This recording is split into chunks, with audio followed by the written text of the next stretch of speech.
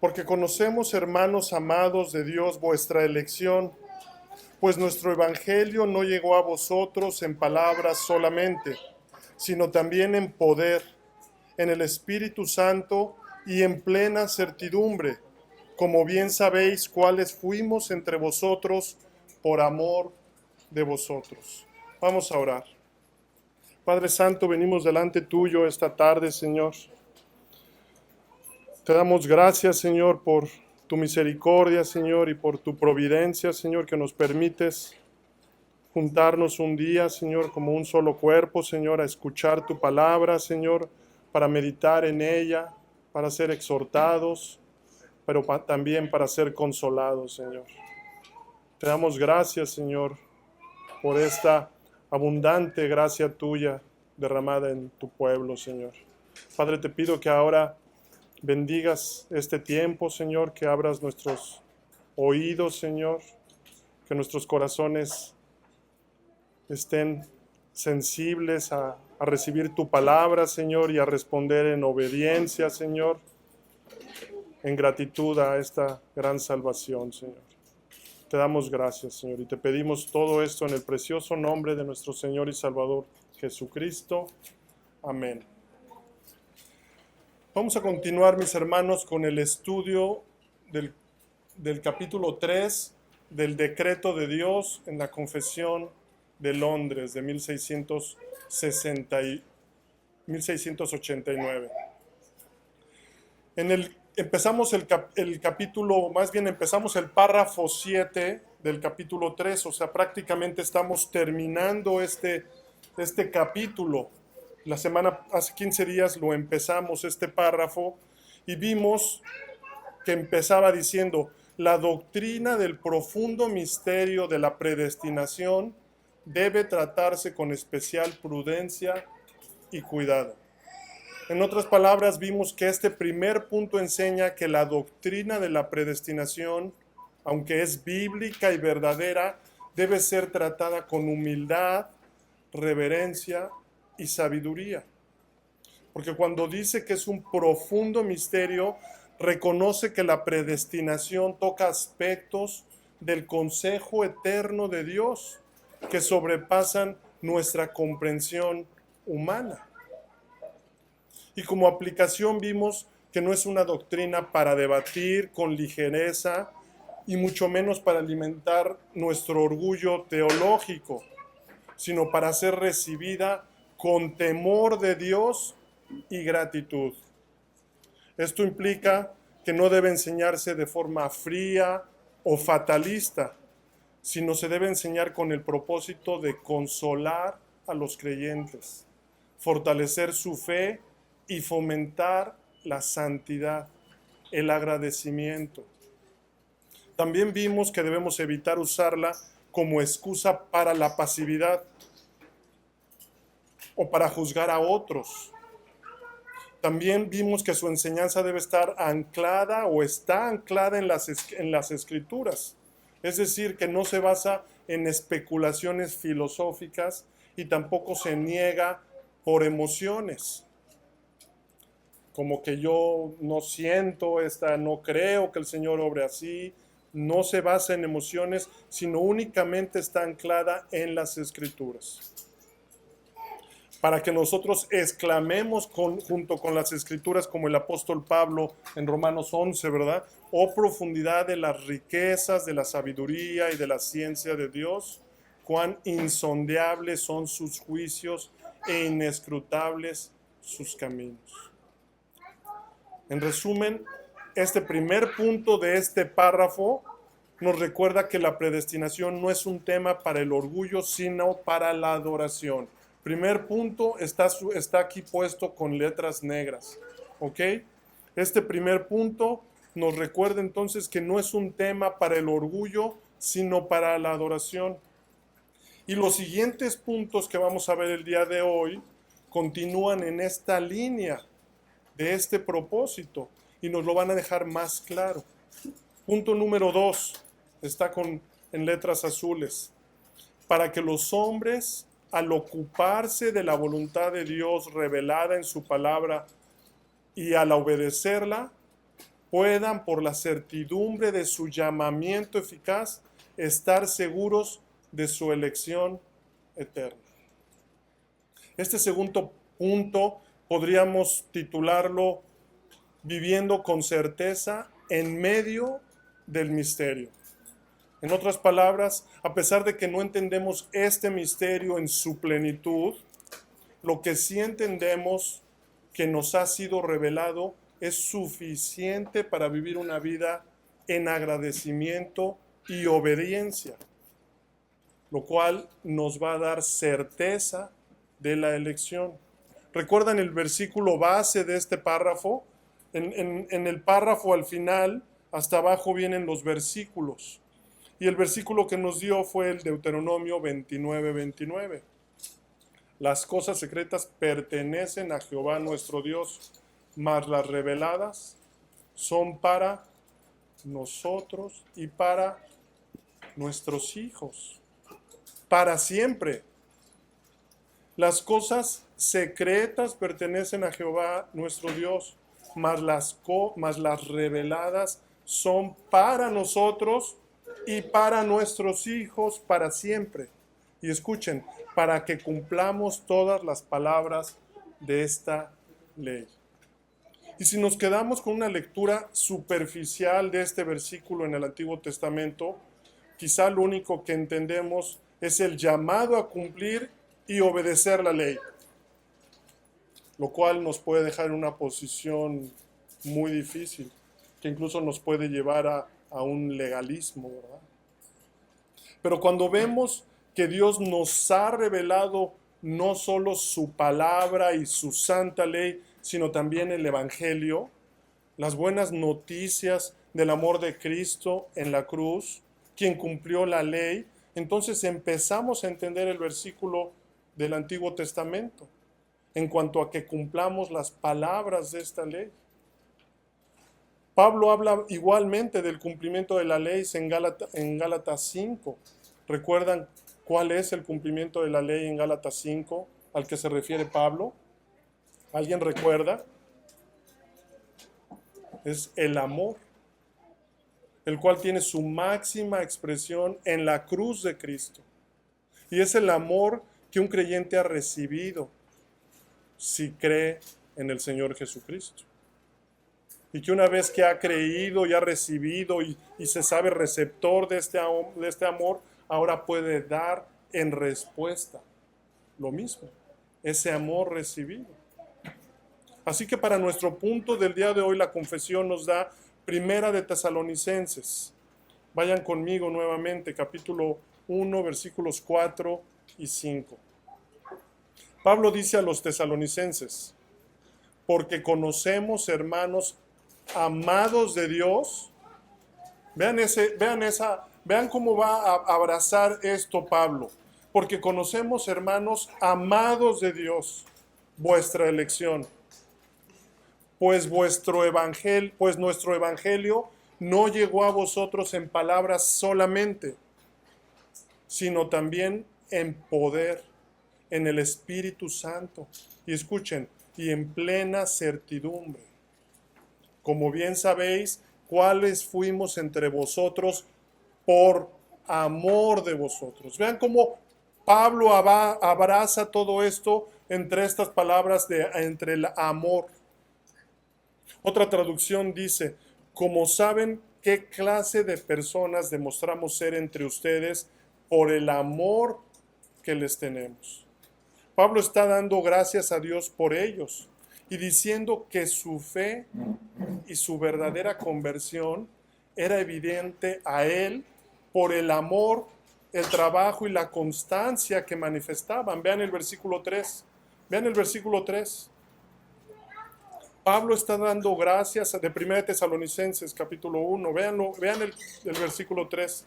Pablo está dando gracias a Dios por ellos y diciendo que su fe y su verdadera conversión eran evidente a él por el amor, el trabajo y la constancia que manifestaban.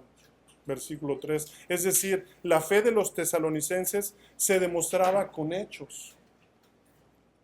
Y Pablo les dice que él reconoce esto también porque Él también les llevó el Evangelio a ellos, escuchen, por la obra del Espíritu Santo en Él. Noten el versículo 5. Él dice, sino también en poder. Como si dijera, puedo dar testimonio de su fe porque es evidente en sus obras. Y lo sé porque yo mismo no les compartí el Evangelio solo en palabras, sino también con nuestras vidas, vidas transformadas que mostraban el amor recibido. Pablo antes perseguía a la iglesia, pero ahora en el poder del Espíritu, él compartía el Evangelio y se daba a sí mismo por ellos. Todo lo soporto por amor de los escogidos, él decía. Y todo su comportamiento era testimonio del amor recibido. La obra del Espíritu Santo en él. Pablo en el versículo 3 reconoce que la obra del Espíritu en ellos es en el poder del Espíritu Santo, de la misma forma que a él le pasaba. Y esto era lo que le daba certeza de su fe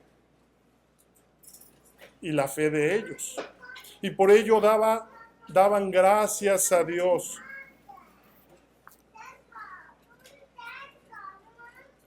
Versículo 2, damos siempre gracias a Dios por todos vosotros, haciendo memoria de vosotros en nuestras oraciones, acordándonos sin cesar delante de Dios y Padre nuestro de la obra de vuestra fe, del trabajo de vuestro amor y de vuestra constancia en la esperanza en nuestro Señor Jesucristo.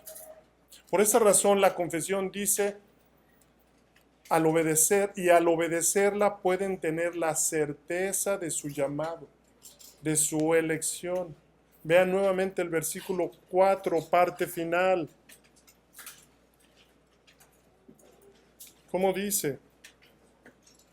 Porque conocemos, hermanos amados de Dios, vuestra elección.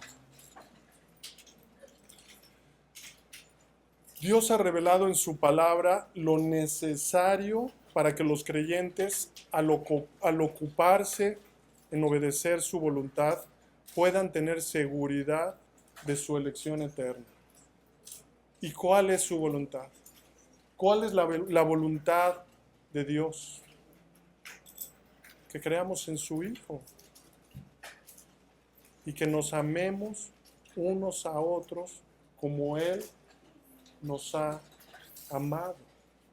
Es decir, que esta seguridad no viene por especulación, sino por la certeza del llamamiento eficaz, la obra del Espíritu Santo en cada uno de nosotros. Cuando la persona experimenta el poder transformador del Evangelio, como menciona Pablo, así una persona puede reconocer que ha sido verdaderamente llamada por Dios, cuando el fruto es evidente en tu vida. Entonces puedes estar seguro de tu elección y llamado eficaz. Así que en aplicación, la obediencia visible fortalece la seguridad interna. Porque cuando procuramos vivir conforme a la palabra de Dios, en todas nuestras decisiones, en todas nuestras relaciones, en el uso del tiempo y de nuestro lenguaje incluso, no estamos ganando la salvación, sino estamos reflejando que hemos sido elegidos por gracia y llamados eficazmente. Y escuchen, esa obediencia constante alimenta la seguridad que Dios ya está obrando en nosotros. ¿Se dan cuenta cómo va de la mano? Nos da seguridad esa misma obediencia. Cuando vivimos conforme a la palabra, estamos caminando en las buenas obras, escuchen, que Dios preparó de antemano. Y eso fortalece nuestra seguridad. Por eso la confesión nos da 2 de Pedro capítulo 1 versículo 10. Por lo cual, hermanos, tanto más procurad hacer firme vuestra vocación y elección, porque haciendo estas cosas no caeréis jamás. Pedro exhorta a los creyentes a confirmar su vocación y elección mediante una vida de fe y obediencia. La obediencia es una manifestación de la fe. La obediencia es una manifestación de la fe, de la elección, del llamado eficaz, de la obra del Espíritu Santo en nuestras vidas. Y esto nos da certeza. Otra traducción dice: así que, hermanos, sean cada vez más diligentes para hacer firme su llamado y elección de parte de Dios, porque mientras hagan estas cosas, nunca caerán. Otra más dice: así que, hermanos, Dios los llamó y los eligió. Esfuércense por demostrarlo en su vida y así nunca caerán. Así que este punto afirma que la predestinación no es un misterio que nos paralice, sino es una verdad que cuando se entiende correctamente nos motiva a vivir en obediencia, con fidelidad, gratitud y seguridad en Cristo. Por esta razón, la confesión dice que podemos estar seguros de nuestra elección eterna. Así que, mis hermanos, en aplicación, el Evangelio en poder transforma la rutina, nuestro diario vivir. No basta con oír sermones o leer versículos y salir y vivir una vida sin cambios, como si lo que leíste fuera para otra persona. Sino que la pregunta es: ¿qué produce esa lectura en el poder del Espíritu? ¿Qué produce en ti ese tiempo que pasas en la palabra? Ese amor y esa dedicación y esa meditación, ¿qué produce en ti?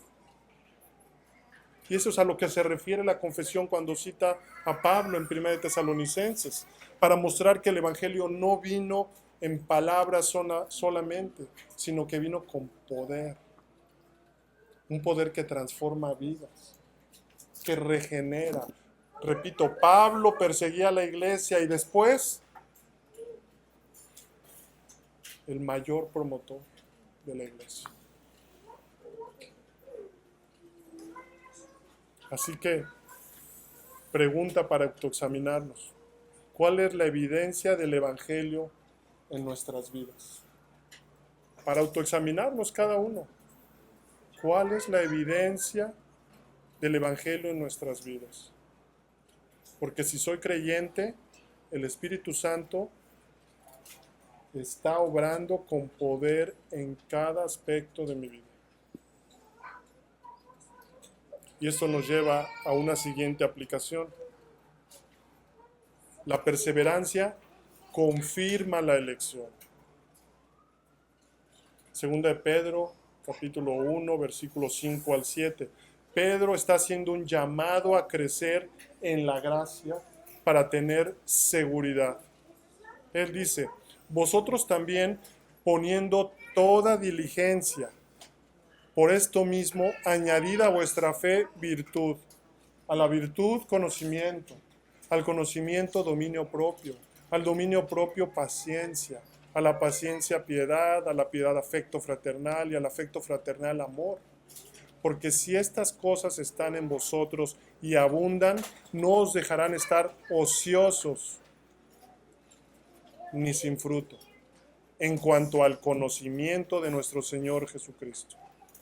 Pero el que no tiene estas cosas tiene la vista muy corta, es ciego, habiendo olvidado la purificación de sus antiguos pecados.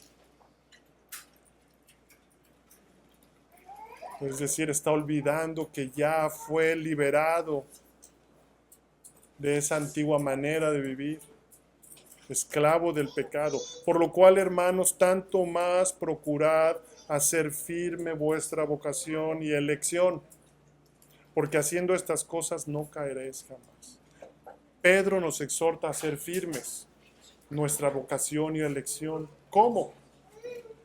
Viviendo una vida de continua fe, virtud, conocimiento, dominio propio, paciencia o perseverancia, piedad, afecto fraternal y amor. Y la idea es que se refiere a aspectos del crecimiento espiritual, de disciplinas, que todo creyente debe seguir en obediencia, buscar, anhelar.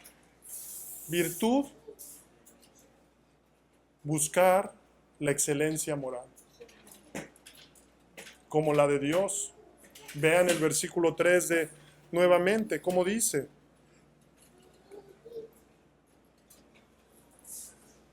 Aquí lo tengo. Aquí está, perdón. Como todas las cosas que pertenecen a la vida y a la piedad nos han sido dadas por su divino poder mediante el conocimiento de aquel que nos llamó por su gloria y virtud. O sea que es mediante conocer a nuestro Señor, su carácter, es que buscamos la excelencia moral. Conocimiento que implica leer, estudiar, meditar, exponernos a la palabra para conocerlo a Él. Vean el versículo 3. Dominio propio, también traducido como templanza, que implica fuerza interior para controlar los apetitos del cuerpo, de la carne y las emociones del alma. Y no se trata de autocontrol en lo externo, sino de una disciplina que nace, escuchen, del conocimiento de Dios y del poder del Espíritu Santo. Vean el versículo 3 nuevamente. Así que la perseverancia es permanecer. Piedad, una vida santa de reverencia y amor al Señor. Afecto fraternal, afecto dentro de la familia de Dios. Y al final, dice Pedro, amor. Y lo coloca al final, destacándolo como el centro de la verdadera santidad. Tal como él dice en su primera carta en el capítulo 4, versículo 8, y ante todo tened entre vosotros ferviente amor, porque el amor cubrirá multitud de pecados. Lo mismo que él repite de nuevo en el versículo 8 de esta carta, de la segunda carta, porque si estas cosas están en vosotros y abundan, no os dejarán estar ociosos ni sin fruto, en cuanto al conocimiento de nuestro Señor Jesucristo. Así que, mis hermanos, en resumen, no basta con profesar un día la fe, sino que hay que caminarla cada día, con diligencia. Y como cristianos tenemos el deber de crecer en estos aspectos o disciplinas espirituales. Y tenemos que crecer en una conducta santa en todos los sentidos. Porque, repito nuevamente, la elección se confirma en la práctica, no solo en la doctrina. No solo en la doctrina. El puritano Thomas Watson escribió: Dios nos elige a los hombres, Dios no elige a los hombres porque cree que serán santos. Dios no elige a los hombres porque cree que serán santos, sino para que lo sean. La elección es la causa de la santidad, no el efecto. Thomas Watson nos recuerda que la elección no es un premio al mérito, sino un acto soberano de gracia que produce frutos visibles en la vida de cada uno de los creyentes. Y con esto entonces continuamos al punto número 3, que dice: de este modo, esta doctrina proporcionará motivo de alabanza, reverencia y admiración a Dios, con letras rojas. De este modo, esta doctrina proporcionará motivo de alabanza, reverencia y admiración a Dios. Y a este punto podríamos también llamarlo la predestinación, la doctrina que despierta la adoración. La confesión dice de este modo, refiriéndose a que cuando se entiende bien la doctrina de la predestinación, lejos de ser una idea fría o divisiva, es una verdad gloriosa, una que despierta adoración, reverencia y asombro, porque nos recuerda que la salvación es completamente por gracia y que Dios es infinitamente sabio, justo y misericordioso en todos sus caminos. Efesios 1, versículos 5 al 6. En amor, habiéndonos predestinado para ser adoptados hijos suyos por medio de Jesucristo, según el puro afecto de su voluntad, para alabanza de la gloria de su gracia, con la cual nos hizo aceptos en el amado. Hermanos, estos primeros versículos de Pablo escribiendo a los Efesios nos muestran que el propósito de la elección es que la gloria de la gracia de Dios sea exaltada. Porque cuando entendemos que fuimos aceptados en Cristo, no por mérito, sino por pura gracia, el corazón no puede más que cantar, gracias, Señor. Gracias, Señor. No hay otra cosa que podamos hacer más que decir, gracias, Señor. Y nos debe llevar a la reverencia ante el misterio divino. Como Pablo, repito, en Romanos 11:33, él nos invita a reconocer que no podemos comprender plenamente los caminos de Dios, pero sí podemos adorarlo por su sabiduría perfecta. Y así entonces esta admiración transforma nuestras vidas. Cuando el alma se maravilla ante la soberanía de Dios, se despierta una vida de obediencia gozosa. ¿Qué significa esto, mis hermanos? No seguimos a Dios por obligación. No es por obligación. No es a fuerzas, sino por asombro, y lo hacemos en adoración, en agradecimiento.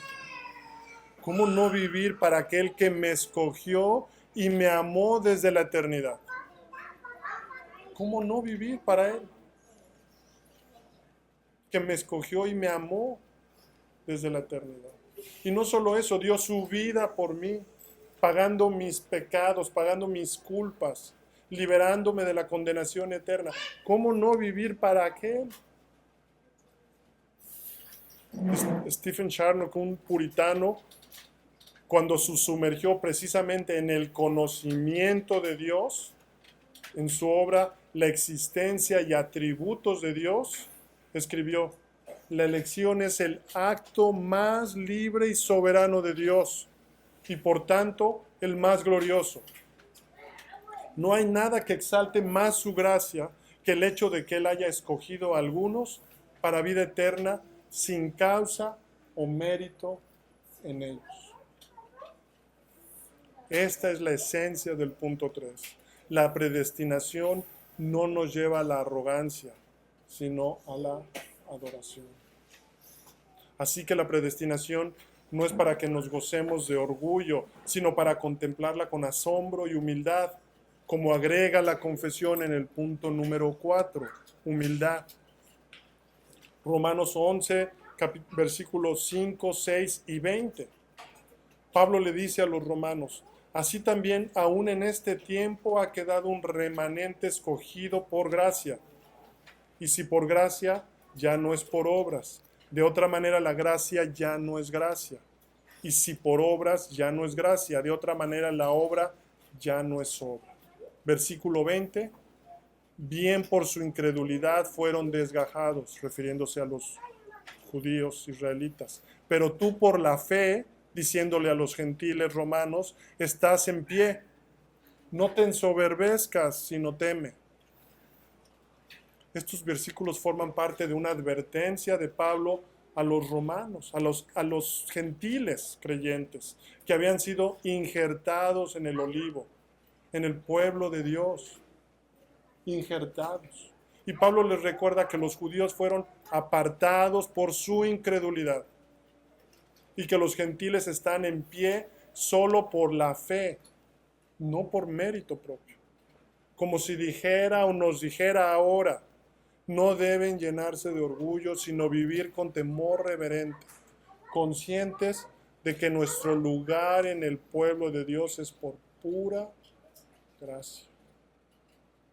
Así que la predestinación entendida correctamente no lleva al orgullo ni a la presunción, sino a una vida de humildad, diligencia y dependencia de Dios, a un temor reverente y una vida de obediencia.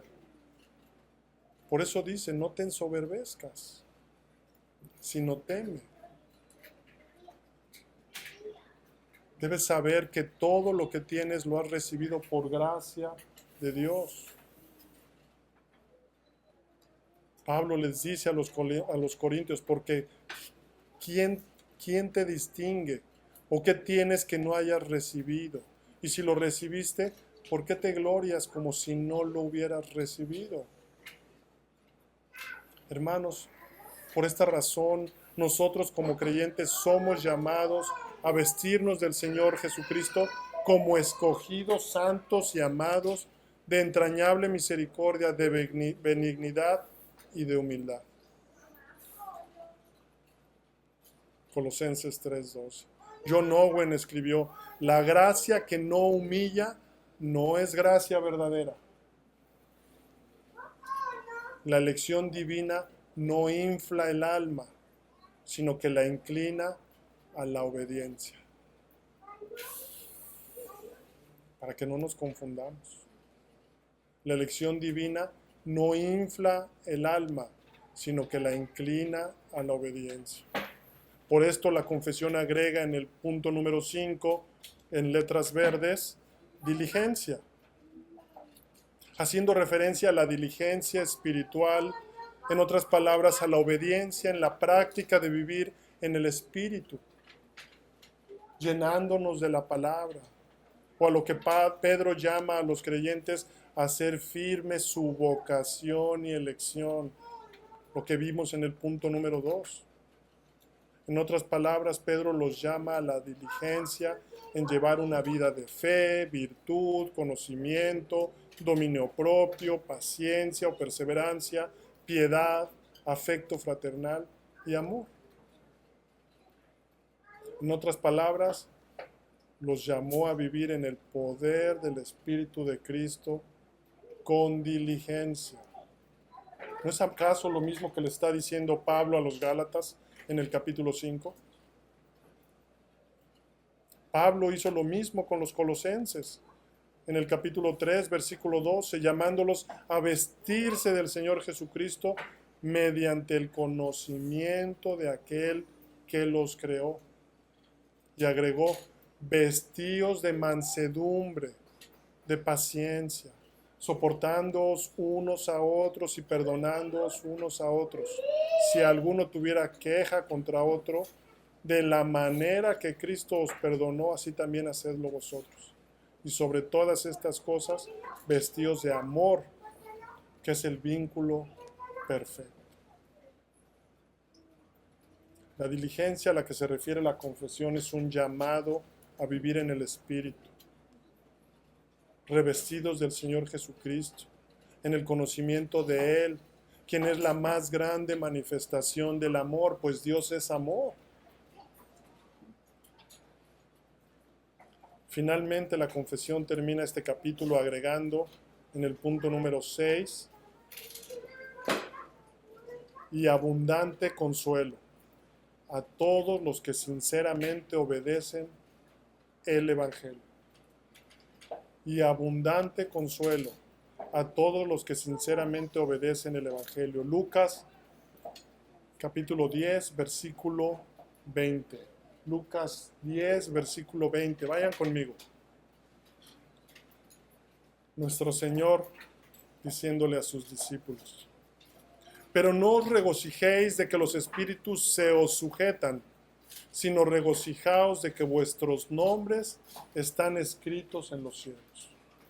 Jesús está enseñando a sus discípulos que el verdadero gozo no debe estar basado en logros espirituales visibles personales, como echar fuera demonios, o incluso en nuestros tiempos, a cuántas personas les compartes y han llegado a fe.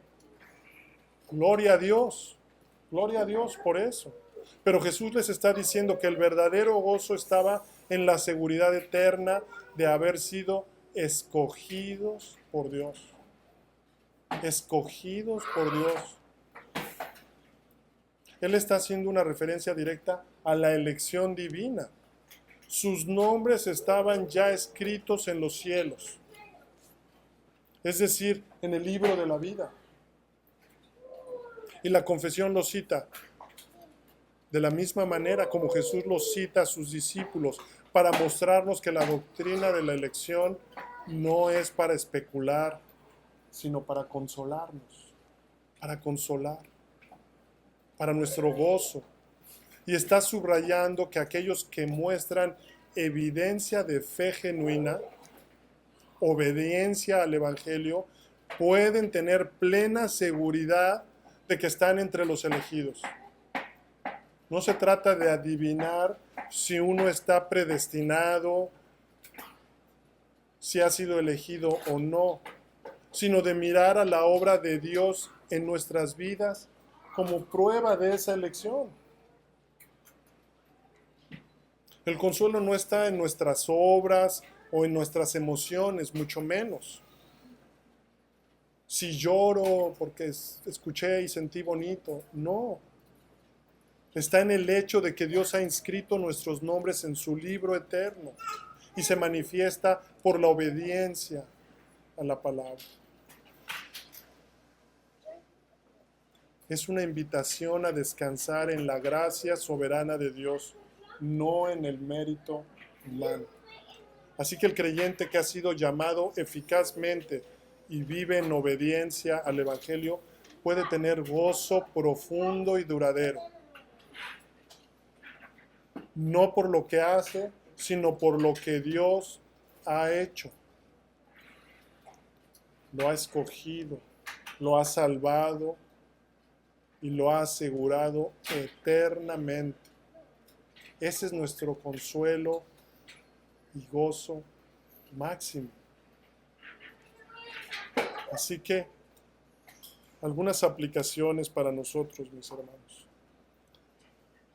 Debemos priorizar lo eterno sobre los logros terrenales. No que no tomemos acción en lo terrenal, porque somos mandados en obediencia, diligencia, a tomar cartas en el asunto, en esta vida, ¿verdad? Pero no debemos priorizarlo como en cuanto a nuestro gozo. Nuestro gozo está en lo eterno, no en los logros terrenales, por muy espectaculares que sean. Porque un mundo que valora los logros visibles, o en un mundo en el que se valoran estos logros, Jesús nos recuerda que lo más importante no es lo que hacemos, sino lo que somos en Cristo. Lo que somos en Cristo.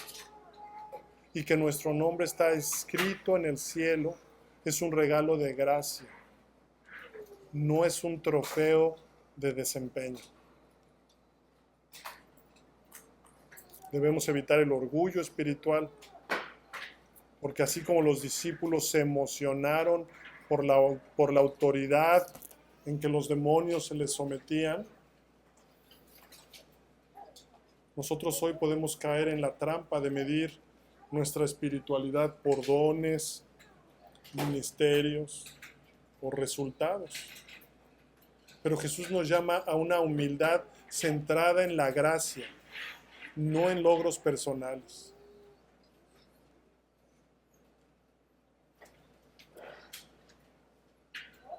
Tercera, En tiempos de incertidumbre, cuando enfrentamos dudas, pruebas o debilidad, si en verdad hemos creído en nuestro Señor Jesucristo, podemos recordar: mi nombre está escrito en los cielos, no por mis méritos, sino por la gracia soberana de Dios.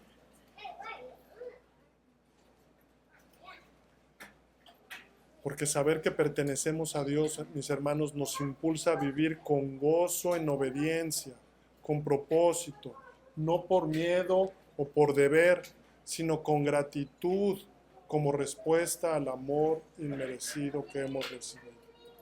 Así que esta verdad es un ancla para el alma, un motivo de gozo en medio de la lucha y un fuerte consuelo que no depende de ninguna circunstancia externa ni esfuerzo propio. Así que continuamente podemos y debemos evaluar dónde está nuestro gozo. ¿Nos alegra más lo que hacemos para Dios o lo que Dios ha hecho por nosotros y en nosotros? ¿Cuánto estoy creciendo en la piedad? ¿Estoy viendo el fruto del Espíritu en mi vida? La obra de Dios, eso nos debe de dar más gozo. Es un termómetro espiritual. El puritano Jeremiah Burroughs escribe: el consuelo más dulce del alma no viene de lo que el creyente hace por Dios, sino lo que Dios ha hecho y hace por él desde la eternidad. Así que, en resumen, la predestinación es un misterio profundo que se debe tratar con prudencia, reverencia y cuidado. Pero bien entendida, esta doctrina produce alabanza, reverencia y admiración, humildad, diligencia y consuelo abundante para los verdaderos creyentes. Y nunca, nunca en ningún caso es una excusa para la pasividad espiritual, creyentes y no creyentes, sino que es un estímulo para la santidad, la gratitud y la confianza en Dios, que salva con propósito eterno. Oremos, mis hermanos. Padre Santo, venimos delante tuyo, Señor. Te damos gracias por tu amor en la cruz. Aunque no entendemos todos tus caminos, Señor, queremos vivir cada día confiando en lo que sí nos has revelado, lo que tenemos en tu palabra.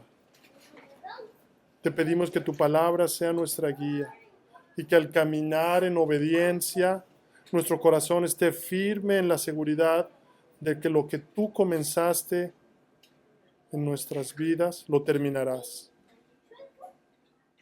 Padre Santo, todo esto te lo pedimos en el precioso nombre de nuestro Señor y Salvador Jesucristo.